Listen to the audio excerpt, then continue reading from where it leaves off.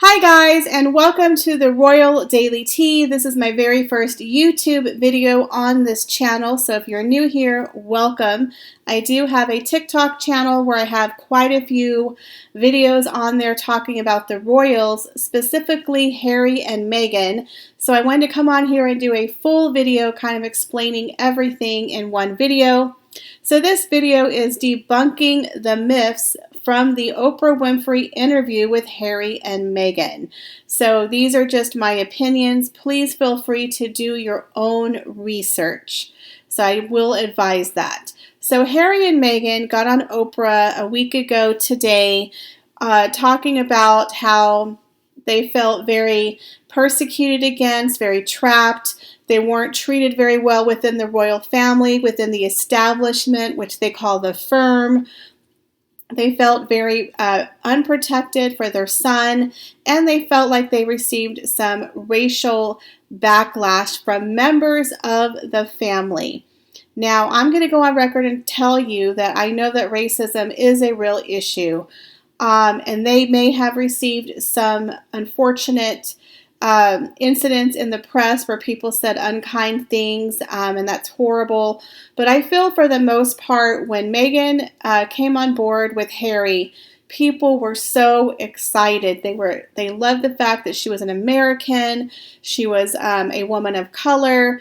She was refreshing. A lot of people, including the royal family, the British public, the Americans, people worldwide, opened arms for Meghan and Harry, and everyone was just so excited that Diana's second son is finally getting married, because as you know, Prince Harry has been a very popular and beloved prince, and people were excited to finally see he was having, he found his love and they're going to have another royal wedding, and everyone was very excited about this relationship until things started to happen. But today we're just going to focus on the interview. So Meghan gets on here in her sad face, and talks about how they felt like she wasn't welcomed into the royal family. She didn't know about the royal family. She didn't know how to curtsy or cross her legs, and she felt like she was just kind of thrown to the wolves, as you will. And how she didn't get any training, and how she had to learn how to curtsy before she went to the queen. Now, I understand when you're dating a royal, you're not given the special treatment because you're just dating the royal. In most cases, most people who are just dating a royal in the very beginning are not going to meet the queen. You have to understand, they only dated for about a year and a half before they got engaged. And most of the time, she was living in Canada. So this was a long-distance relationship. So the fact that she even got to meet the queen this early on in their relationship before they're engaged is a huge thing, okay? This is a very big thing. So she talked about how she didn't know how to curtsy, and she felt like no one helped her, and she was just kind of thrust in. Well, as soon as she became an engaged royal, family member, because now you're going from dating to being an engaged person, which means your relationship is now considered legitimate and is going toward marriage. At that point, Miss Markle was giving an aide. Her name was Samantha Cohen, who was a 17-year veteran who used to work with the Queen. It was her job to teach her everything about the monarchy, how things ran. She also accompanied Miss Markle to all of her royal events. This is her in the background. So every time Meghan went somewhere, she had a royal aide with her to talk her through the events, to help her, make sure you're doing everything properly. She even attended their wedding. She was with her at her very first event with the Queen. She was with her and Harry when they went to Australia. So Meghan had a team of private secretaries, assistants, and a royal aide who provided 6 months of Duchess training. So the minute she was engaged with Harry, she was put into a training program. So to say she was just thrown in there, she didn't even know the anthem, she didn't know how to curtsy, that could have been when she was dating Prince Harry. But once she became engaged, it was a whole other ballgame. Okay? So I feel like she, again, was trying to act like she was Princess Diana, and poor me, I don't know anything about the royal family, yada, yada, yada. I'm not buying it, okay? She was not a victim. And here's another fun fact that a lot of people probably don't know. So Meghan is talking about how she wasn't treated very nicely, and she felt like she wasn't welcomed in the family, and there was racial undertones. Well, the Queen, for the longest time after the divorce of Prince Charles, Princess Diana, after Fergie's divorce, she had a new rule that anyone who was going to get married into the royal family had to wait 7 years to get married. She wanted them to make sure that they were, matched correctly, and that they dated someone for a long period of time before they went into royal life. Because so many people, Charles, Princess Anne, Princess Margaret, Prince Andrew, were having divorces. And the Queen said, everyone else who wants to get married has to wait. Prince Andrew dated his future wife 6 years before they were able to get engaged. 6 years. Prince William and Kate, they waited almost 8 years, almost 9 years to get married. They started dating in 2002, got married in 2011. They called her Waity Katie because she had to wait around to make sure that she could get approved to get married. Meghan Markle and Prince Harry only dated for about a year and a half before they got married. So the Queen gave special allowances to Harry and Meghan almost immediately. She got special treatment. Kate had to wait 8 years. Countess Sophie had to wait almost 7 years. And here is Miss Markle, a twice divorced American commoner, gets to marry into the royal family after only a year and a half of dating. And most of that dating was done long distance. So Harry and Meghan did not really know each other that long before she was ushered into the royal family. Okay? And here's another topic. So they're saying that there was some racism in the family. Okay, if the family was racist, the Queen would not have approved this marriage. This woman was twice divorced, an American commoner. They were only dating for a year and a half, and she's biracial, but the Queen approved of this marriage. You have to get permission from the Queen if you're in the top 6 or 7 royals to get married.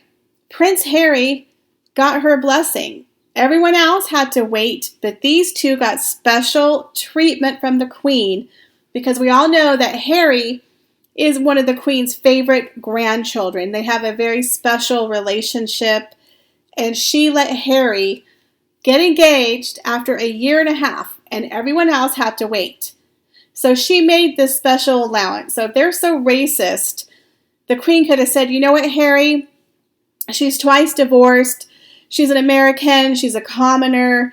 She's biracial. If you want to marry her, you can just step down, go marry her, and not be in the royal, not performing royal duties. But no, she didn't do that. You have the future King of England walking her down the aisle.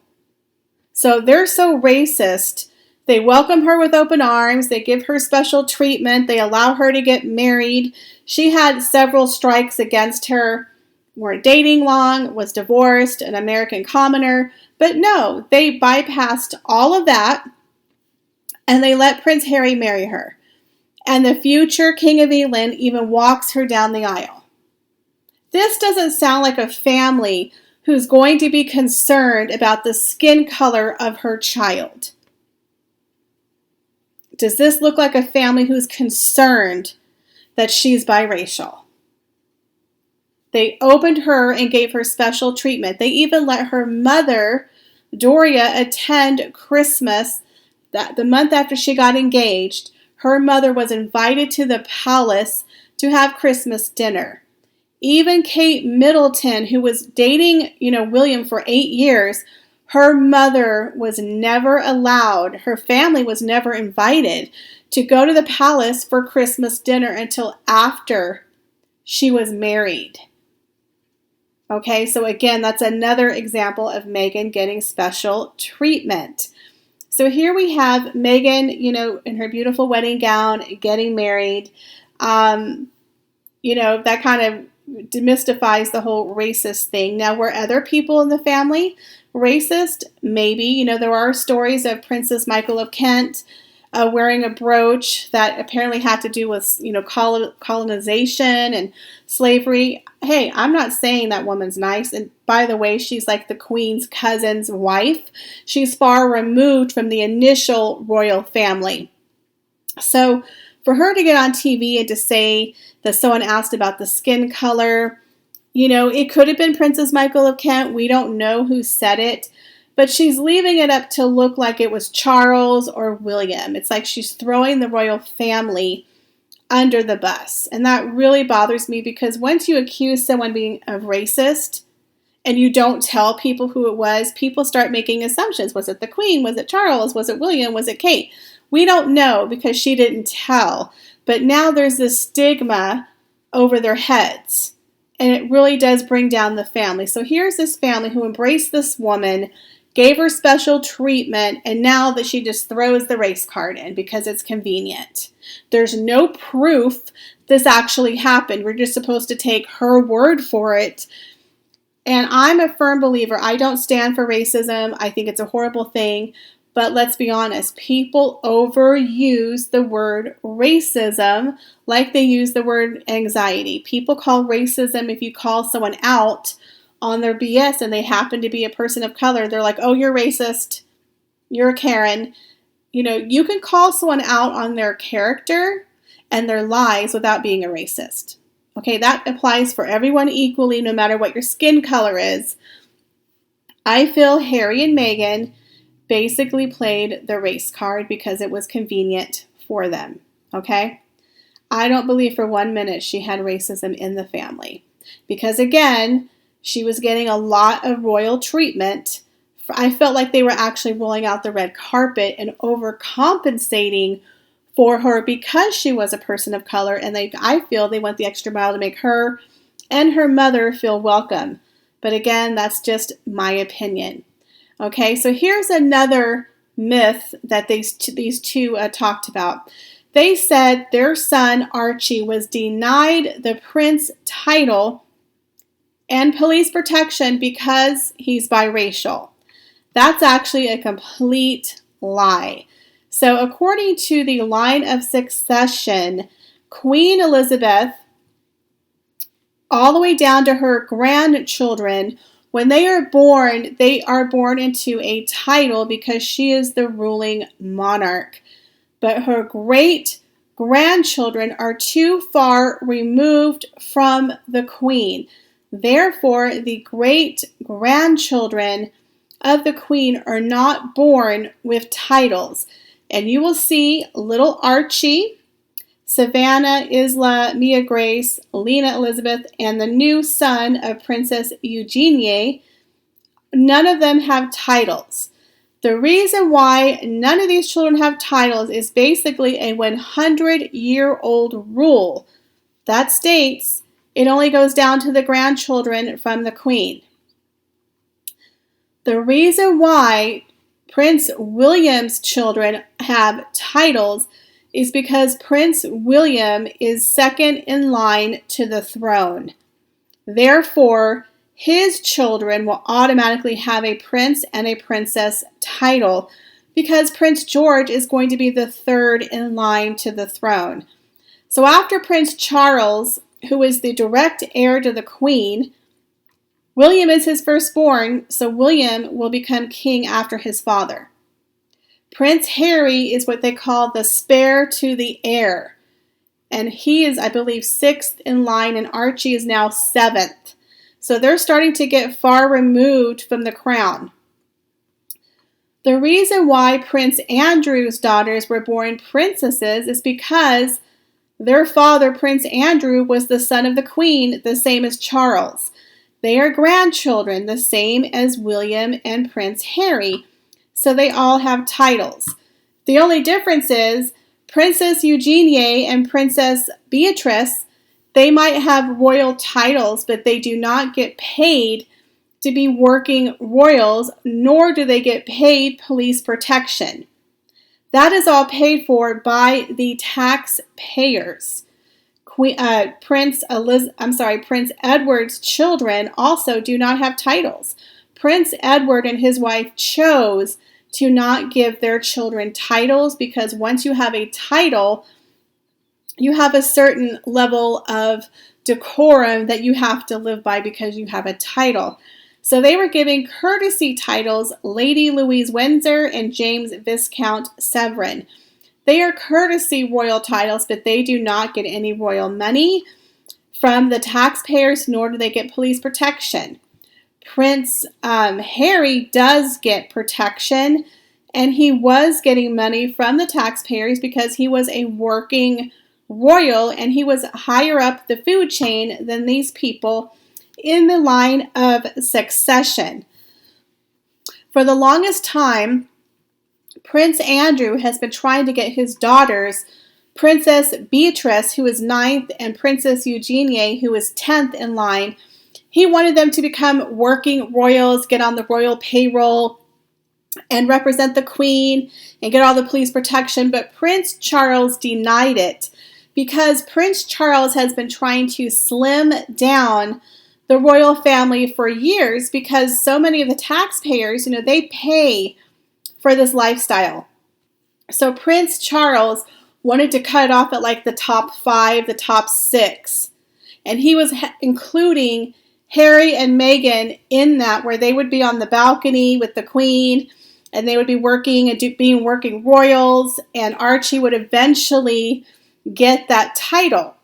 See, what happens is once Queen Elizabeth either steps down or passes away and Prince Charles becomes king, Archie would automatically become a prince because he would then be grandson to the ruling monarch, Prince Charles.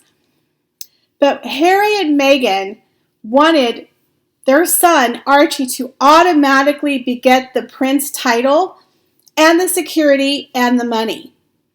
But they were denied because that is the rule. Archie was given the exact same treatment as everyone else.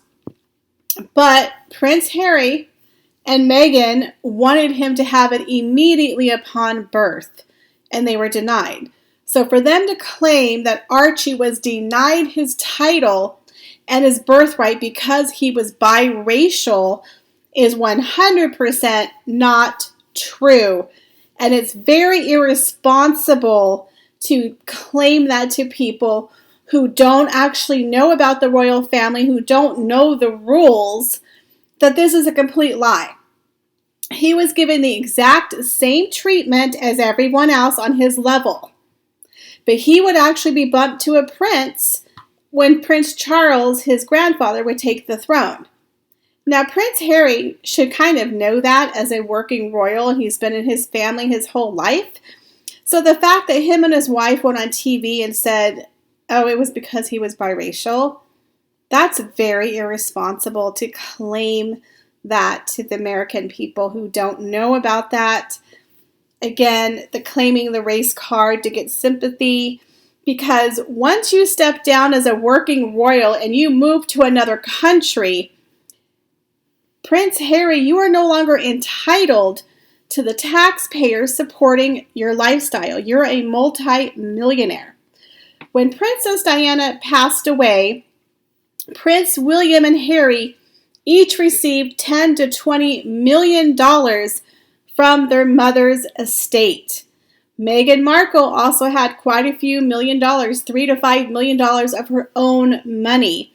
So these two people were quite wealthy that could afford their own security, but they wanted the taxpayers to fund their lifestyle, basically.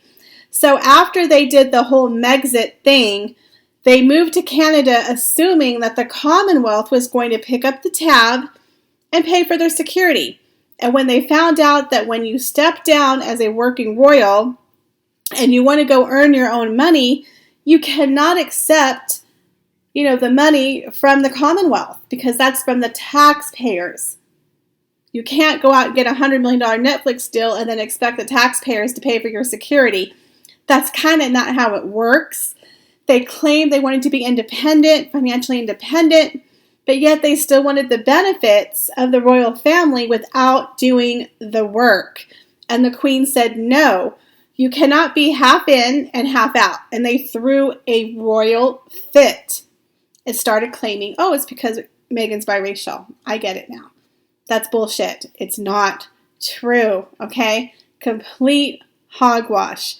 You cannot just throw this claim out there because it fits your narrative without any facts, without any proof. Well, here's proof. Archie was not denied his birthright. He would become a prince if his father was still a working royal and Prince Charles becomes king. So if anything, Meghan and Harry are the ones who actually denied Archie his heritage of becoming a prince. And it was not the royal family who did it. It was actually his parents, because they removed themselves from the line of succession and they removed themselves from working royals. Therefore, Prince Archie or Archie will never be a prince at this point. To say that, they were denied because of his skin color is really, it's really apprehensible, to be honest with you. So that's rumor number 2. So one, she said that, she wasn't treated nicely in the royal family, but in fact, she got special treatment. Number 2, she got training from a royal assistant. And number 3, that Archie was denied his title due to the fact that he was biracial. Well, right here, if you actually follow the line of succession and know about the 100-year-old rule, you will know that's actually not true, that he basically just followed the rules, and that Prince Charles is trying to cut back on the royal family. And here's another tidbit. So he says that his father cut him off completely financially. Well, that's not true. Harry and Meghan received 95% of their income from the, I think it was called the Duchess of Cornwall, okay, which is actually Prince Charles's money, the Cornwall estate, okay, Duchess of Cornwall. That's where 95% of their money went to support their lifestyle, okay, so he was actually supported by his father personally. And when they stepped away, Prince Charles paid for his lifestyle for like the first quarter, okay? But when it became known that he wasn't going to come back,